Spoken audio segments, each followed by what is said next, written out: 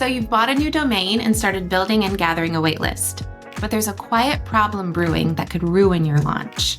While your waitlist contact list grows, you haven't started warming up your domain. And why does this matter? Because inbox providers might not deliver your launch emails. This is true for both new domains or domains that don't regularly send at high volume. Here's JP to explain more. When a domain with little to no sending experience suddenly starts sending lots of emails, inbox providers take notice. Since they prioritize protecting their users from spam, they'll take a cautious approach, closely monitoring engagement signals like opens, clicks, and spam complaints. Think of it like building credit. At first, lenders don't know if they can trust you, so you have to start small and establish reliability over time.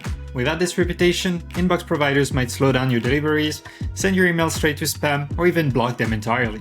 In short, you need your new domain to gain trust, so your emails can land in the inbox, and this takes careful planning. So you're ready to warm up your domain, but what's your plan? Pauline will walk us through a few key questions to consider.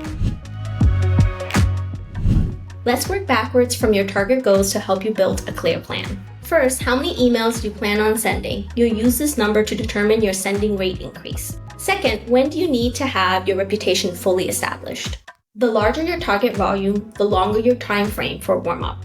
If you're planning on sending a marketing broadcast of 10,000 emails on July 1st, you can use these numbers to gradually warm up your domain over the previous 5 to 6 weeks. Third, what type of emails do you plan on sending? It's best practice to separate transactional, marketing, and product-generated emails onto different subdomains, which helps scopes deliverability problem to their subdomains while keeping your brand consistent.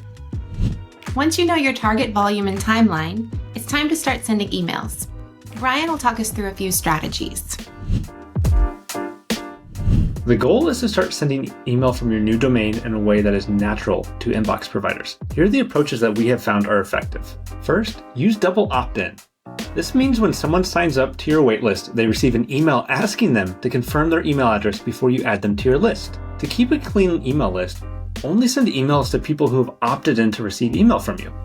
For more help on list hygiene, check out our guide linked below.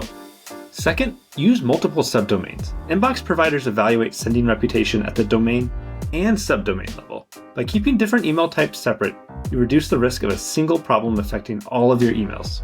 Finally, gradually increase your sending volume. Your exact needs will vary, but we provided a few guides to help you plan out a steady warm-up. Sending confirmation emails to signups, early access users, or creating a newsletter can all help increase your sending volume before a larger email send. Mailbox providers love predictability, so keep your sending volume consistent and avoid spikes in sending. If you're planning to warm up a new domain, here's a quick recap. First, know your target sending volume. Set a clear deadline for when you need your reputation established. Verify your domains as soon as possible.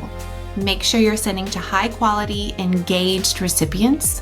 Increase your sending volume gradually over time, and monitor your deliverability metrics and adjust as needed. Warming up a domain is a process, but it pays off. If you take the time to do it right, you'll build a strong reputation that helps you reach the inbox. If we can help, please reach out. And as always, happy sending.